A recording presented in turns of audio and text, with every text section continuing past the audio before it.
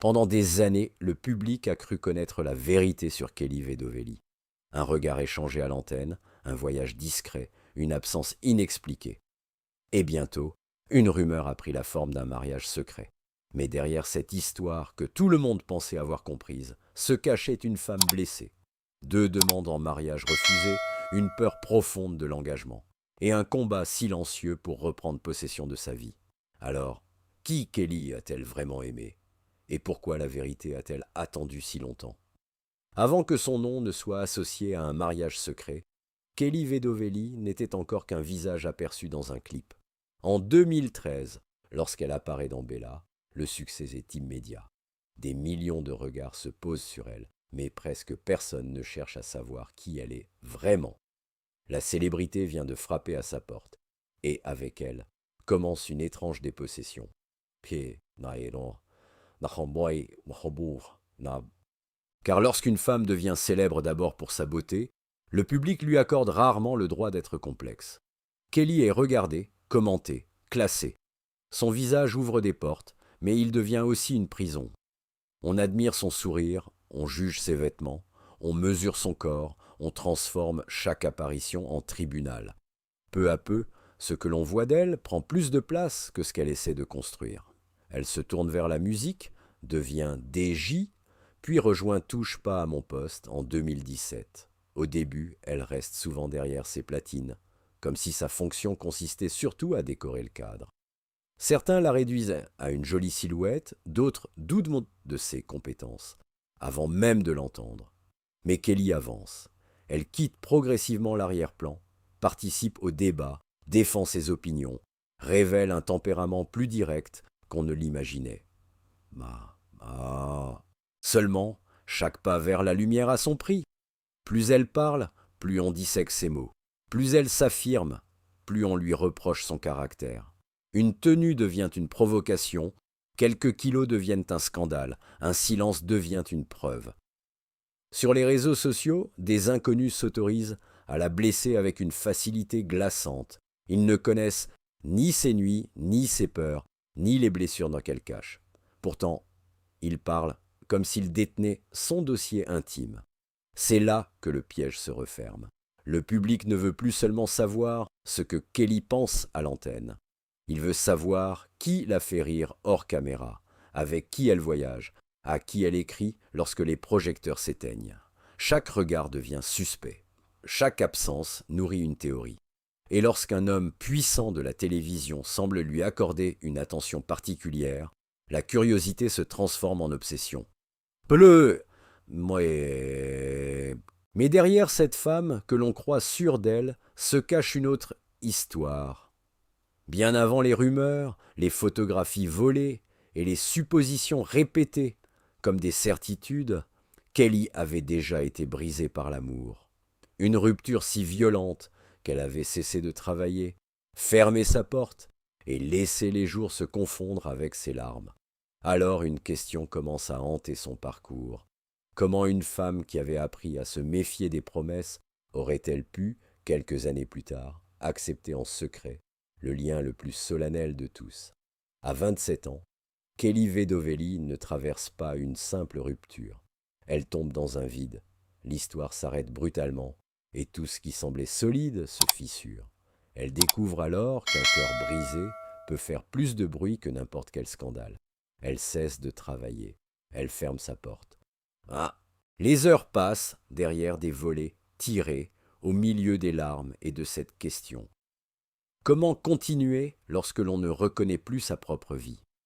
Ce n'est pas seulement un homme qu'elle croit perdre, c'est aussi sa confiance dans les promesses, l'idée qu'un amour sincère pouvait durer. Sa mère refuse pourtant de la laisser disparaître. Elle reste près d'elle, la soutient, lui parle lorsque Kelly ne veut plus entendre personne. Elle n'efface pas la douleur, mais elle l'empêche de devenir une prison. Jour après jour, elle l'aide à se relever lentement, avec de la fatigue, des rechutes et la peur de retomber au moindre souvenir. Kelly reprend finalement sa route, mais quelque chose en elle a changé. Désormais, aimer ne signifie plus courir les yeux fermés vers demain. Aimer devient un risque à mesurer, une porte que l'on entr'ouvre sans jamais lâcher la poignée. Overhaul. Lars, elle peut encore espérer. Pourtant, une voix intérieure lui répète que toute promesse heureuse porte peut-être déjà la date de sa fin. Cette méfiance éclaire une révélation qui surprendra plus tard son public. Kelly dira avoir refusé 2 demandes en mariage. 2 fois, un homme lui propose ce symbole considéré comme l'aboutissement d'une histoire. 2 fois, elle choisit de ne pas avancer jusqu'à l'autel. Non parce qu'elle méprise l'amour, mais parce qu'elle refuse de confondre engagement et garantie. Pour elle, un anneau ne protège ni de l'abandon, ni de la trahison, ni du temps. Le mariage cesse d'être une destination obligatoire. Une femme peut construire son bonheur sans devoir prouver qu'elle appartient à quelqu'un. Mais derrière cette conviction demeure une cicatrice, celle d'une jeune femme qui a appris que les plus belles certitudes peuvent s'effondrer sans prévenir. Ah. Et pourtant, quelques années plus tard, le public croit que Kelly a changé d'avis. Sur le plateau de TPMP, ses échanges avec Cyril Hanouna attirent l'attention. Un sourire dure 1 seconde de trop. Une plaisanterie semble cacher davantage, une proximité devient un indice. Peu à peu, une idée s'installe. Cet homme aurait-il réussi à vaincre sa peur? Mais avant que cette rumeur ne dévore son intimité, Kelly doit affronter une menace bien plus concrète. Une masse grandit dans son cou, près de ce qui lui permet de parler. Après avoir eu peur de perdre l'amour, elle va devoir envisager l'impensable. Perdre sa voix, et avec elle, la vie qu'elle avait reconstruite. À la fin de l'année 2022, Kelly croit d'abord avoir découvert une simple masse dans son cou. Les examens parlent d'un lipome, une tumeur graisseuse bénigne. Le mot devrait rassurer. Pourtant, l'inquiétude grandit. La masse continue de prendre du volume, s'installe près de zones sensibles et rappelle qu'un danger peut être silencieux avant de devenir impossible à ignorer. Pour Kelly, le problème n'est pas seulement médical. Cette tumeur se trouve près des cordes vocales, là où naît cette voix qu'elle a mis des années à imposer. Elle, qui avait dû lutter pour ne plus être réduite à son apparence, découvre qu'un geste imprécis pourrait lui enlever le moyen de se défendre, de travailler, de rire à l'antenne, peut-être même de poursuivre sa carrière. Au début de l'année 2023, l'opération devient inévitable. Avant d'entrer au bloc, les scénarios les plus sombres se forment. Et si elle se réveillait incapable de parler? Et si le visage que tout le monde reconnaissait restait prisonnier du silence? Il existe des peurs que l'on cache derrière un sourire, mais sur une table d'opération, même les certitudes finissent par trembler. L'intervention révèle une masse plus importante que prévu. Pourtant, Kelly se réveille, retrouve peu à peu sa voix et revient à la télévision. De l'extérieur, le danger semble écarté. Les lumières se rallument, le maquillage recouvre la fatigue et le public retrouve la chroniqueuse qu'il connaît. Mais un corps sauvé n'efface pas toujours l'épuisement accumulé dans l'esprit. Quelques mois plus tard, le 20 juin 2023, cette fragilité apparaît en direct. Sur le plateau de TPMP, l'émission évoque la disparition du submersible Titan, parti vers l'épave du Titanic. Ces vies suspendues entre espoir et catastrophe installent une tension insoutenable. Kelly baisse les yeux, tente de contenir ses larmes, puis quitte soudain le plateau. Aucun grand discours, seulement une femme qui n'arrive plus à rester devant les caméras. Ce moment rappelle combien elle est touchée par la souffrance des autres. À New York déjà, une scène de violence aperçue dans la rue l'avait bouleversée durant plusieurs jours. Là où certains détournent le regard, Kelly absorbe l'injustice jusqu'à en être blessée. Cette sensibilité, souvent prise pour de la faiblesse, rend aussi ses émotions impossibles à fabriquer. Mais pendant qu'elle tente de protéger sa voix et son équilibre, le public s'empare d'un autre silence, celui qui entoure sa relation avec Cyril Hanouna. Les regards échangés, les voyages supposés et les images volées commencent à composer une histoire entière. Kelly avait failli perdre la parole. Désormais, ce sont les autres qui vont parler à sa place, jusqu'à transformer une proximité jamais expliquée en mariage presque certain. Sur le plateau de TPMP, il suffit parfois d'un regard pour déclencher une histoire. Entre Kelly Vedovelli et Cyril Hanouna, les plaisanteries deviennent des indices, les silences des aveux. Ah, Un sourire échangé trop longtemps, une remarque plus tendre, et le public commence à écrire ce que les deux intéressés ne racontent pas. Puis, les soupçons quittent le studio. Des photographies les montrent dans les mêmes lieux. Certains médias évoquent des vacances communes, un déplacement en jet privé, une proximité loin des caméras.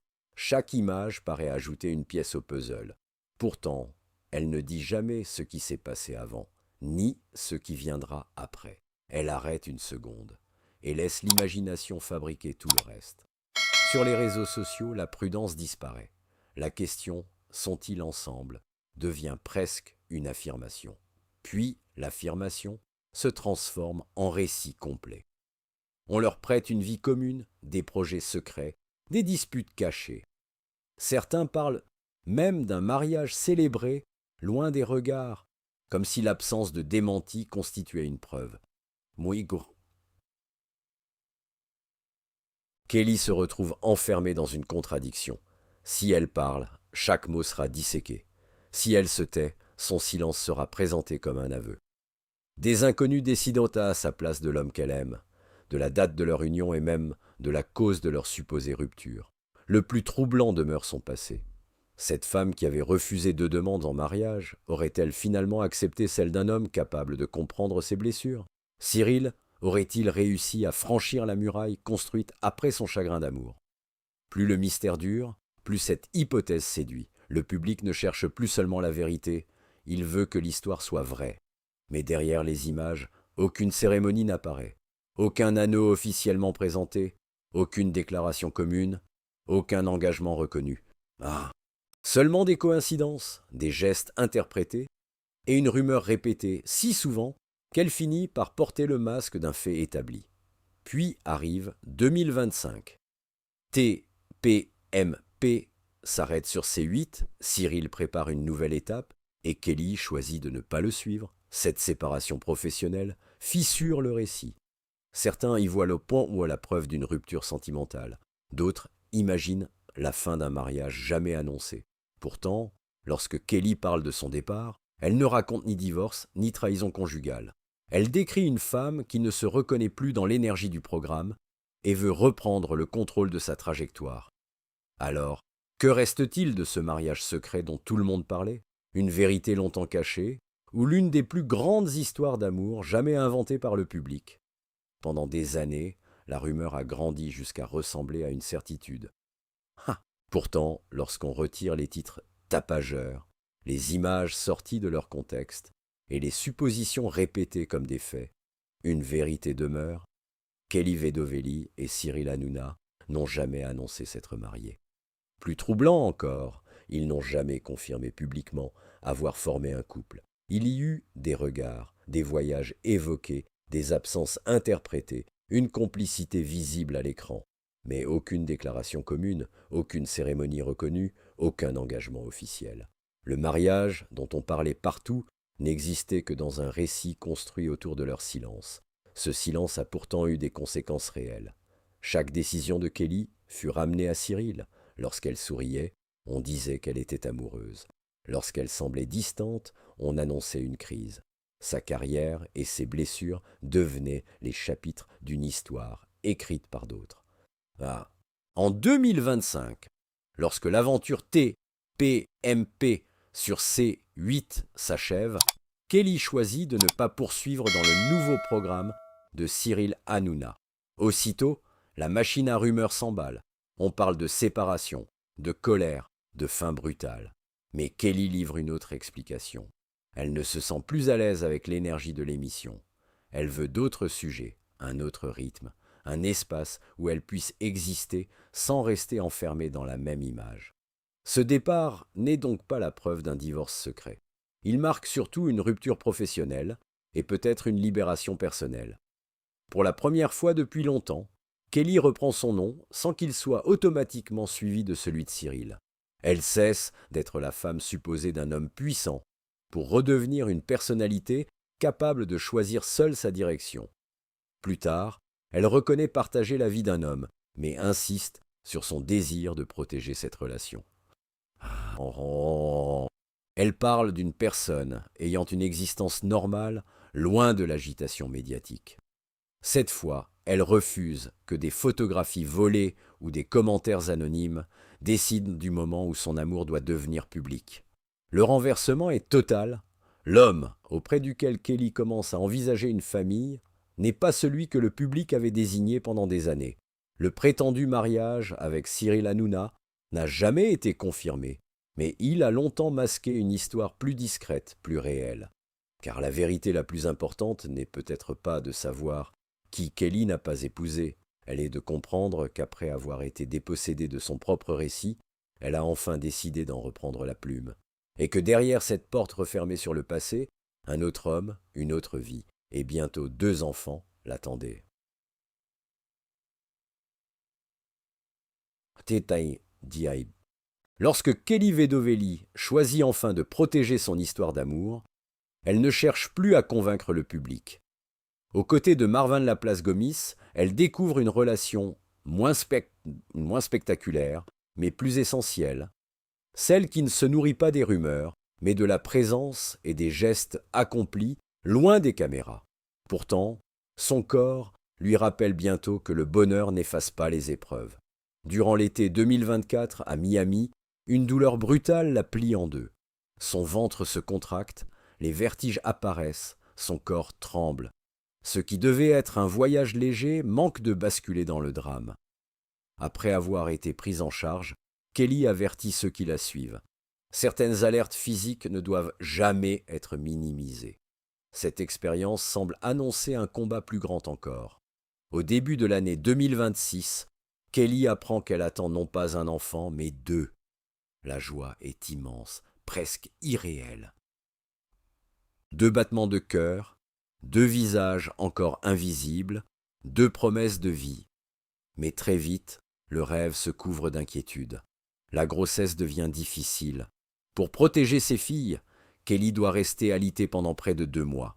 Elle, qui avait vécu dans le mouvement, les studios, les voyages et la musique, se retrouve prisonnière de l'immobilité. Chaque geste devient une menace possible. Chaque douleur réveille la peur. Les jours ne se comptent plus en projets, mais en heures gagnées pour permettre aux 2 bébés de grandir encore un peu. Son corps souffre, son esprit vacille, mais elle ne peut pas abandonner. Autrefois, une rupture l'avait enfermée derrière une porte close. Cette fois, elle reste couchée pour empêcher 2 vies de lui échapper. Elle n'est plus seulement en train de guérir de son passé. Elle se bat pour offrir un avenir à celle qu'elle n'a pas encore serrée dans ses bras. Marvin reste à ses côtés, non comme un héros placé au centre du récit, mais comme un compagnon dans l'attente et l'inquiétude. Leur histoire n'a pas besoin de grands spectacles. Elle se mesure dans les journées silencieuses, les rendez-vous médicaux, les peurs partagées et cette décision de tenir jusqu'au lendemain. En juin 2026, Céleste et Esmé viennent enfin au monde. Nées fragiles et plus tôt que prévu, elles doivent rester sous surveillance avant de pouvoir rentrer chez elles. Kelly les regarde, minuscules, après des mois durant lesquels chaque journée semblait pouvoir tout faire basculer. Elle a traversé la douleur, l'immobilité et la peur de perdre l'essentiel.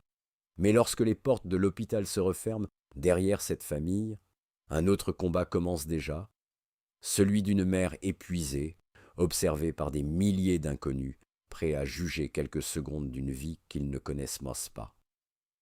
Le retour à la maison ne ressemble pas à la fin d'un combat. Il ressemble au début d'une autre bataille, faite de nuits fragmentées, de biberons préparés dans l'urgence et de silence où une mère écoute ses enfants respirer.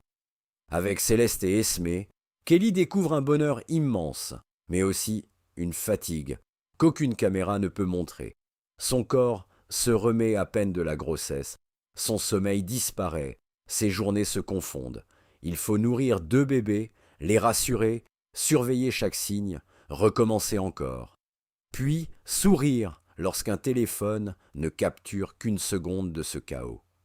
C'est précisément cette seconde que certains choisissent de juger une vidéo, un biberon, un geste mal compris, et les commentaires tombent. On l'accuse de ne pas assez interagir avec ses filles, de manquer d'énergie, parfois même d'être paresseuse. Ceux qui ne voient ni qu'un écran parlent comme s'ils connaissaient ses nuits. Kelly se met alors en colère. Elle rappelle une vérité cruelle. Les réseaux sociaux ne montrent qu'une infime partie de la réalité. À peine 2% d'une journée, 2% de l'épuisement, 2% des gestes tendres que personne ne filme. Pourtant, sur ces fragments, des inconnus construisant des verdicts entiers. Ce mécanisme, elle le connaît depuis longtemps. Avant, on jugeait son corps, son poids, ses vêtements. Ensuite, on jugeait ses silences, ses relations, les hommes qu'on lui prêtait. Désormais, on juge sa manière d'être mère. Le décor change, mais le tribunal reste le même. La différence, c'est que Kelly n'est plus la jeune femme qui se refermait derrière une porte après une rupture. Elle a appris que se taire ne protège pas toujours. Alors elle répond, pose des limites, refuse les leçons de ceux qui ignorent sa vie. Elle ne demande plus la permission d'être imparfaite. Marvin, Céleste et Esmé ne sont pas la preuve qu'elle a trouvé une existence sans douleur. Ils représentent quelque chose de plus vrai, la possibilité de construire malgré la peur. Après 2 demandes en mariage refusées et des années à douter des promesses, Kelly comprend qu'une famille ne se mesure pas à une cérémonie, mais à ceux qui restent quand la lumière s'éteint. Le public voulait savoir quel homme elle avait épousé. Mais la question essentielle était ailleurs. Kelly devait d'abord apprendre à ne plus abandonner sa vie au regard des autres. Aujourd'hui, elle ne cherche plus à faire croire qu'elle est heureuse. Elle protège ce bonheur avec ses nuits blanches, ses blessures et ses 2 filles serrées contre elle. Et peut-être est-ce là sa plus grande victoire. Ne plus vivre pour l'image que l'on attend d'elle, mais pour cette réalité invisible que personne ne pourra jamais résumer en quelques secondes. Pendant des années, on a cherché un mariage secret, là où il n'y avait qu'une histoire inventée par les regards des autres. Kelly Vedovelli n'a jamais eu besoin d'un anneau pour prouver qu'elle savait aimer. Elle avait surtout besoin de retrouver le droit de choisir sa propre vie. Après les ruptures, la peur, la maladie et les jugements, elle avance désormais auprès de Marvin, de Céleste et d'Esmé. Sa plus belle victoire n'est pas d'avoir trouvé un homme, mais d'avoir cessé de se perdre pour être comprise. Mais